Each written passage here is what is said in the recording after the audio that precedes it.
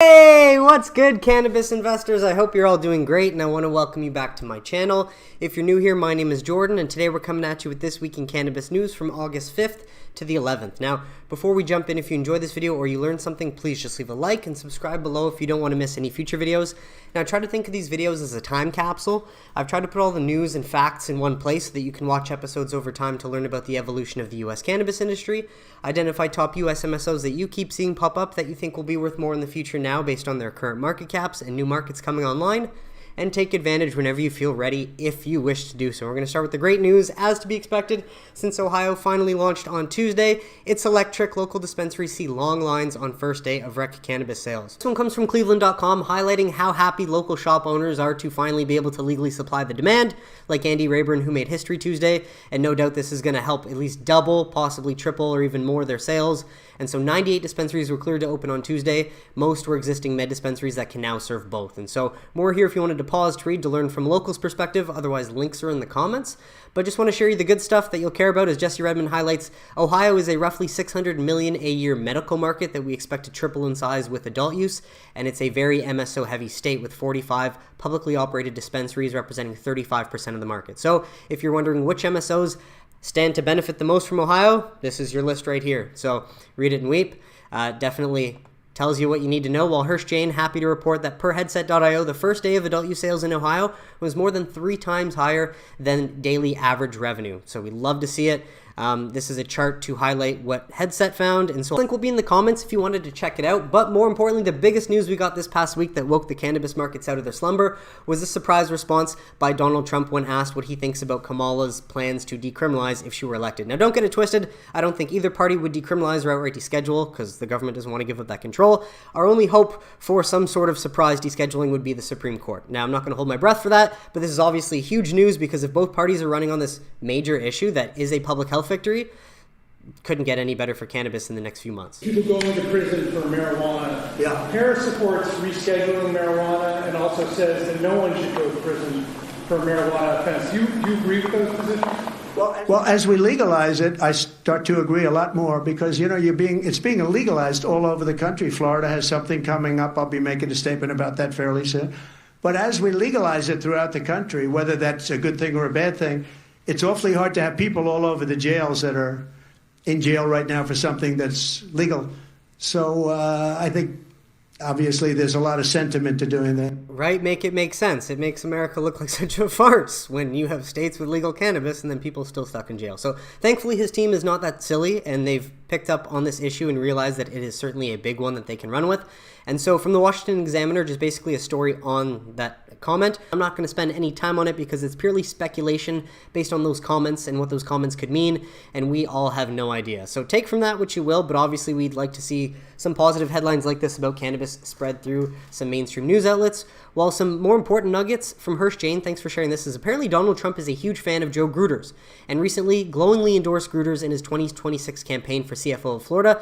And if you did not watch my last week's video, Joe Gruters was someone that wrote an op-ed supporting Amendment 3 and, of course, legal adult use in Florida, which the voters put on the ballot. So if you're supporting Amendment 3, you're supporting the will of the voters. And if you're not, like DeSantis or some of these other clown GOP members in Florida, you're essentially going against Floridians' rights, which is horseshit. And so this is apparently an endorsement that Donald Trump made of Gruters. And so, of course, if Joe Gruters is more positive towards cannabis, hopefully they're influencing Donald Trump on the fact that it's certainly going to be a winning issue if he runs on it. While wanted to share this, as Toby Cannabis said, what will Trump say when he learns that Canadian cannabis companies can list on U.S. exchanges, but U.S. cannabis companies can't? That is a fucking great point.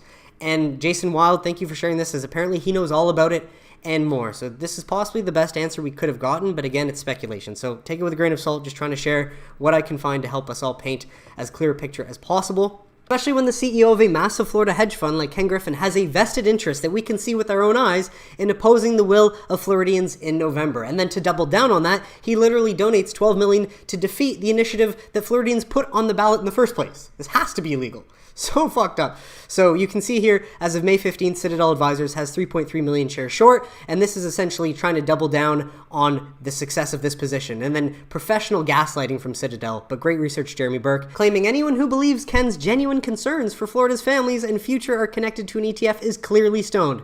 Doesn't get much more 1984 than that when it tells you to reject what you can see with your own fucking eyeballs, right? So pretty wild, but on top of that, one more thing from Clarus on US Cannabis. Thanks, Todd Harrison, for sharing. Highlighting investors were already getting a bit more optimistic that a Kamala Walsh White House would be pro-cannabis, and now Trump sounds pro-cannabis too, so it doesn't get any better than this. But main thing, you can pause to read, but I think this last sentence is the most important. It is possible that a final rule is published before the election. Although several legal analysts have publicly stated that attorneys general in states without existing state legal adult use cannabis programs or other parties could sue the DEA to try and derail or delay the process. But why would they? Because they don't even have legal cannabis in their state. So there's no incentive, I don't see. Anyways, we'll find out, and I will update you along the way. But from the Scientific American, a sensible opinion piece for once.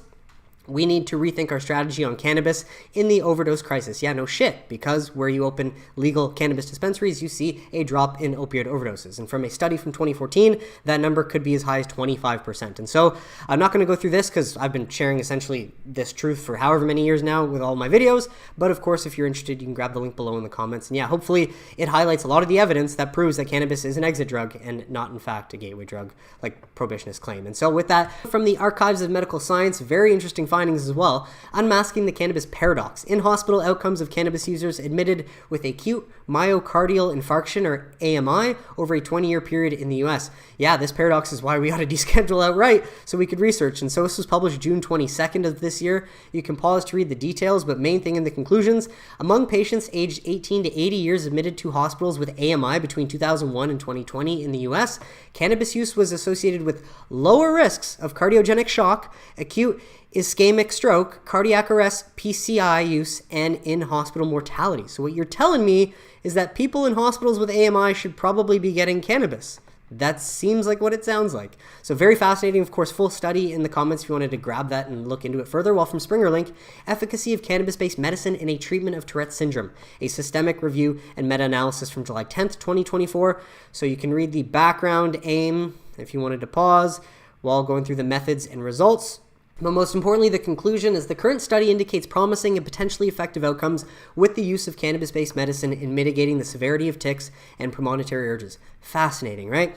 However, since cannabis is stuck in the Schedule 1, we haven't been able to do really large, thorough studies. So until something changes, this is all we can do, which is sad and unfortunate, but fortunately Schedule 3, folks, is on the horizon. And so with that, on to MSO earnings, what we've all been waiting for. And so thanks, Todd, for making these easy summaries. Now, I will put all of these links to the actual press releases in the comments if you want to go through them. But for the sake of time and ultimately what's important, I'm just going to run through the important stats. And I basically ranked what I think the MSO's earnings are from best to worst for Q2. And so Green Thumb, obviously, revenue beats, love it.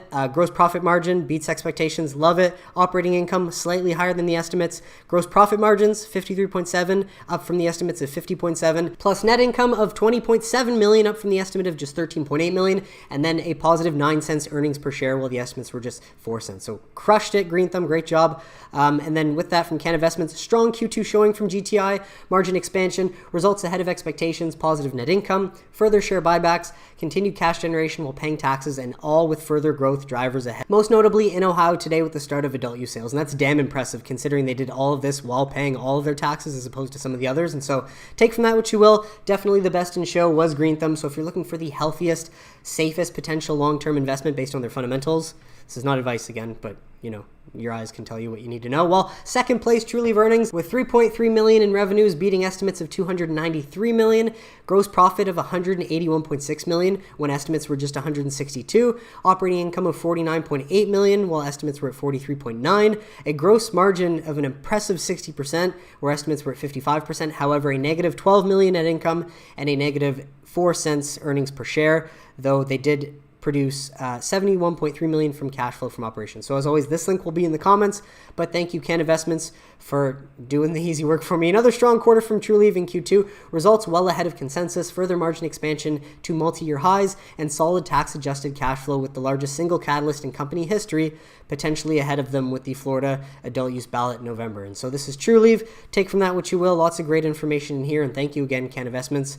A bit more here if you wanted to check that out. Actually, you might not be able to see it because my silly face is going to be here. But on to the next one. With third place, I had Cannabist, and I'm a little bit biased, but I was happy to see that the revenues at least beat the expectations, though gross profit was a little bit short of the estimates. They produced $8 million in operating income, whereas estimates were negative $2.1 million, and gross margins were a little bit less than the estimates at 38.4 and negative $13.6 million net income, down from what the estimates were of $27.1 million. So I will put that link in the comments, and while I don't believe we have a write-up from Can Investments yet, once he does, I will put those links in the comments, but just found this from Bullish Brainiac to highlight why I like Cannabist. The company operates 120 facilities, including 94 dispensaries and 26 cultivation and manufacturing facilities, including those under development. And keep in mind, they just sold 8 shops, 2 cultivation and 2 production facilities for about $105 million, and they still own way more than that. And at their current valuation, this all implies that each facility that they own is valued at just 1.2 million Canadian dollars, which is so silly considering Cannabis market cap as of right now is 145 million, and they just did 125 million in revenue. Yet each one generates 4 to 5 million annually. By comparison, houses in Canada are worth about 1 million and don't produce anything close to 4 to 5 million per year. How does this make sense? Market cap should be much higher than that. And then apparently this is new. So again, from Bullish Brainiac, I'm just sharing what he's sharing, but Matt Bottomley reiterated a buy rating with $1 Canadian price target, up from where it's like 33 cents Canadian. So take from that what you will. Again, I'm biased. This is not advice. I'm just saying why I like Cannabist, and I'm impressed with their showing, or at least happier than Ayr so far. And so thanks, Todd Harrison, for sharing. Cresco earnings, 184.4 million revenues, just below estimates, while gross profit was 94.8 million, slightly beating the estimates. 32.4 million in operating income, which did surpass the estimates of 31.1 million, hitting 51.4% gross profit margins above estimates of 50.7. So pretty decent quarter and showing from Cresco. Especially happy that they beat some of these estimates here in these lower metrics. But main things, I'll put this link in the comments. Unfortunately, Can Investments has not provided his write-up for all of the MSOs. Cresco's is missing as some of the others, and so I'll put those links in the comments once he shares them too, so you can reference that for every MSO. But moving on, as Curaleaf did not do as well as the others. I mean, still the biggest MSO, probably has the most holes, leaking stuff, but once Europe helps bring in a bit more revenue in the next quarter, that should help offset, their size. But main thing, revenues, 342 million, estimates were 344. Gross profit, 160.5 million, estimates were 165.8. Gross margins, a little bit below estimates, and earnings per share below the estimates as well. This link to the press release will be in the comments if you want to check that out. But thank you, Can Investments, for this write-up. And though it was an uninspiring Q2 from Curaleaf as results were short of consensus, margins declined, and with a still bloated balance sheet, the good news is the future is brighter as adult use sales in New York and Ohio are ramping up, a growing Germany med market, the Florida ballot, and the launch of hemp products offer upside ahead. But of course, profitability is the main thing for Curaleaf. When will you be profitable? By the end of this year, hopefully. So take from that what you will, but if you're interested in Curaleaf, definitely pause to read or grab the link in the comments. Well, happy to share this, just an update from the Dank Informer, highlighting though that the hemp company from Curaleaf is certainly getting in front of people's eyes, because it's now on DoorDash, now serving Chicago. And he did make an order. There was another post that he shared highlighting that it came within 30 minutes, and so he's testing it out.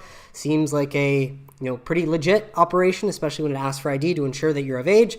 So just love to see that, and I imagine this is definitely going to drive some more revenue for Curaleaf. Well, a few other Curaleaf announcements this past week. A CEO transition coming in. CEO Matt Darren will retire but stay on as special advisor through the year end, and the board appoints executive chairman, you guessed it, Boris Jordan, as chairman and chief executive officer. And so this will be very interesting to watch the next 12 to 18 months to see if he can really steer the ship in the right direction and put his money where his mouth is and really validate all of what he's been saying in the past, or will he prove that he's not, a successful business person that he's been for the last 25 years and let us all down? Who knows? Let me know what you think in the comments, but certainly interesting. And with that, Curaleaf did celebrate the new dispensary opening in Pensacola, Florida as well, focusing on what they can control, expanding their retail presence while it's still affordable and cheap to 63 dispensaries and 149 nationwide. So more detail here if you wanted to pause to read. But on to the next MSO, VRNO earnings. Estimates a little bit short, did 222 million in revs. Gross profits were just 100K short of the estimates. Operating income 27.3 million, up a little bit from the estimate. Gross profit margins of 51%. Above the estimates, though negative net income of $21.7 million, a little bit more than the estimates. Now, looking through this again, I could probably put VRNO ahead of Curaleaf, but whatever, I just didn't. And so this link will be in the comments if you want to go through that. Well, thank you, Cannabist. Largely as expected quarter from VRNO brands in Q2. Rev a bit short of consensus, but operating margins improved as wholesale strength offset retail declines. Management is ramping up CapEx spend in Florida ahead of the adult use ballot and is active on the M&A front with the recent Arizona-Virginia deal with Cannabist. And so take from that what you will. If you're interested in VRNO or a shareholder, I invite you to pause to read. Thank you again, Nick, for these awesome write-ups that help us a ton. Lastly, from CC Visuals, this guy used to do these all the time and he disappeared for a while because he obviously got bitter based on the fact we've been waiting 4 years for what should be an obvious massive public health victory to take place, but nonetheless, revenue and operational expenses of the big 4 MSOs excluding Cresco. This list used to usually include them, doesn't now, but either way, just highlighting, of course, Green Thumb, then Trulieve, and then either of these two are likely the safest investments if that's sort of the play that you're going for. But again, this is not advice, just trying to present all the info so that you can decide for yourself. Well, it certainly wasn't the best showing from AYR Wellness. I did end up buying more AYR shares, mainly because I was able to get my average price down below $3 to $2.97 Canadian, which I was very happy about.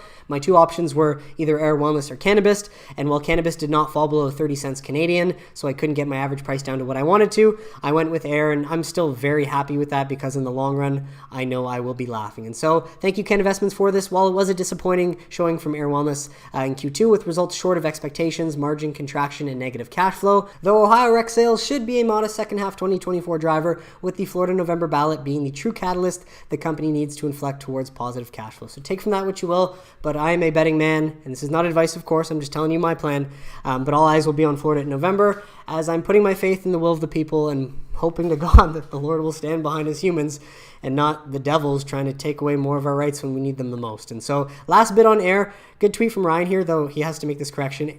AYR earnings weren't the greatest, of course, and they were flat, but have to remember 80% of the stores are in medical states. And so Ohio just opened, will hopefully be, a decent driver of growth, not a whole lot, but Florida will be everything. And so, hey, if Florida doesn't go away, I don't know what to say. Let me know what you think in the comments, but part of me just knows that it will. So with that, Todd Harrison, last one, TerrAscend's earnings, U.S. cannabis leader, ready to expand. Revenues, $77.5 million, a little bit flat from 80.9, just what happens when New Jersey doesn't open enough stores. Gross profits, of $37.7 million, down from the estimates of 38.2. Operating income, $12.6 million, beat the estimates, while gross profit margins did beat the estimates as well, and they're happy to tout #1 market share in New Jersey in the first half of 24. Now, I don't believe we got a TerrAscend write-up yet, but I will put that in the comments when we get it. And last but not least, just for a good laugh, comparing a Canadian LP to the US MSOs is just laughable at this point, but this is canopy growth if you can believe it. And so no announcement on Canopy USA in this earnings, which a lot of us were looking out for. And so, hey, if you're wondering, Canada or the US, I think the earnings and numbers speak for themselves, especially when Canopy could not beat any of the US MSO earnings numbers in revenues. Pretty pathetic. And so with that, on to state news. Florida, not sure where this is from, but Florida Amendment to legalize weed passes. 77% chance based on betting odds. So again, I have no idea where this is coming from, but we certainly like to hear that as opposed to, less than that or something different. Well, we've got this one from a local broadcast in Florida from my understanding, so thank you, Joe Gruters, for sharing this. And another poll, and while we know polls don't really matter, all that matters is what happens in November. In this one, we've got 66% in favor of Amendment 3 as well. And so good news is a lot of polls are showing that the public is supporting this amendment. 7 in 10 said they support legalizing marijuana. That's about 66% of Florida voters saying yes, which would be enough for it to pass this November. And who cares what the idiots say? And so with that, from the Denk Informer, looking at Florida's medical sales for this past week, August 2nd to the 8th, from the Office of Medical Cannabis Use. Just going to scroll down to see how many patients we're at now. And new stores being open. We did mention Curaleaf, Pensacola, but also Jungle Boys in Miami, Vitican in Ocala, at 884,982 qualified patients now. So love to see that slowly but surely rising. And so recapping this past week, total flower sales in ounces by company. Trulieve no doubt leading the way at 38.52% of the share, while the rest of the companies are listed here. And so if we scroll down, total THC sales in milligrams by company, Trulieve at 29.83%, and then the rest are down here. And here's the visual, of course. While then, total CBD sales in milligrams by company, scroll down a little bit, AYR Wellness is leading this one, 38.89%, while Trulieve is in second place. And then total dispensing locations by company, no doubt Trulieve has the most, 142, then VRNO with 77, then AYR Wellness with 64 dispensaries in third place. Well, we got this interesting one out of New Jersey, so thanks Chris Goldstein for sharing, as apparently a survey went out as of August 7th asking locals about the lowest price flower in all of the 130 regulated adult use cannabis dispensary menus. And so, interestingly enough, this is just a small portion of them, but taking you to the spreadsheet, you can see lowest price for grams and then for ounces. And so this is the full list. And while TerrAscend did mention their number one market share in New Jersey, I imagine the competition is heating up, but no doubt it would heat up more if they opened 10 times the number of fucking stores and let the industry just fucking thrive like any other market, like Missouri or something. But with that, another one from Chris Goldstein, New Jersey and Pennsylvania medical cannabis menu survey. Now, this one doesn't make a whole lot of sense to me because New Jersey is adult use too, and then Pennsylvania is med only. And clearly this person doesn't like MSOs as they're stating clear price gouging. I'm just sharing it if you're interested, so take from that what you will. But it's essentially another spreadsheet. Let's see what it looks like. Yeah, a much less detailed spreadsheet comparing two states that are not the same in the sense that New Jersey has adult use and Pennsylvania doesn't have adult use yet. And so with that, out of Missouri though, from Greenway Mag, Missouri's cannabis industry faces another massive administrative hold as apparently there was a big recall of thousands of flower products, which is unfortunate. Now, there's no detail on the actual flower products, which is also even more annoying. But again, this is really just testament to the Missouri industry working as regulators found untested or unqualified products and did what was necessary, pulled them off the shelf until they can be safety tested and qualify for something that can be sold in the adult use market. So take from that what you will. It is unfortunate that apparently it's a big recall, and now for some retailers, 70% of their inventory is now unavailable, but you got to do it right in order to play. And so with that, from Alex Jordan, wanted to share this as just some speculation. Do not take it with any weight, as he asked Grok when he thinks cannabis will be rescheduled based on everything Grok knows with all of the information out in the internet. And so very interesting, but it gave me a prediction that cannabis is going to be rescheduled on September 20th of 2024. An interesting comment down here. Expected publication of final rules August 20th. And then 30 days later, cannabis could get rescheduled. So bingo. Thanks, Alex. Now, again, take this with a grain of salt, but I did want to try and see this full answer if I could. So yeah, this is the full answer. If you wanted to pause to read, let me know what you think about this in the comments. Just want it to happen, obviously. Don't really care as it's all out of our control, but that would be fucking awesome. And so an update out of Germany before we end off. Thank you, Alfredo Pasquale, for sharing this one. And so I'm going to share this one first, as the German BFARM reports 11,706 kilograms of medical cannabis being imported in Q2 2024, up 44% from Q1 and 51% from Q2 of last year. First data showing growth since the April 1st legal changes. And a reminder, imports don't equal pharmacy sales. So that's another metric to look out for. But more detail on this increase from Q1 to Q2 is that 56% of all cannabis imported into Germany in the first half of 2024 came from Canada. It's like, why don't they just quadruple the amount to prepare, and that way more of it would come from Canada? Well, Portugal and Denmark followed up with 18% and 8% respectively. Together, those top three countries made up 82% of total imports. Just import more, man. Your numbers are so little. Fuck. We're getting there, though. We're getting there. And so if anyone's interested in High Tide, just figured I would share this because apparently this was on their LinkedIn page. Now, to be fair, I did not go to their LinkedIn page and check, so I apologize if someone just fucking made this for fun. Also, why did they still have these pride colors? That makes me not want to invest in High Tide at all. But seems like they might be trying to get into Germany for 2025. And so definitely a smart play for them if this is true.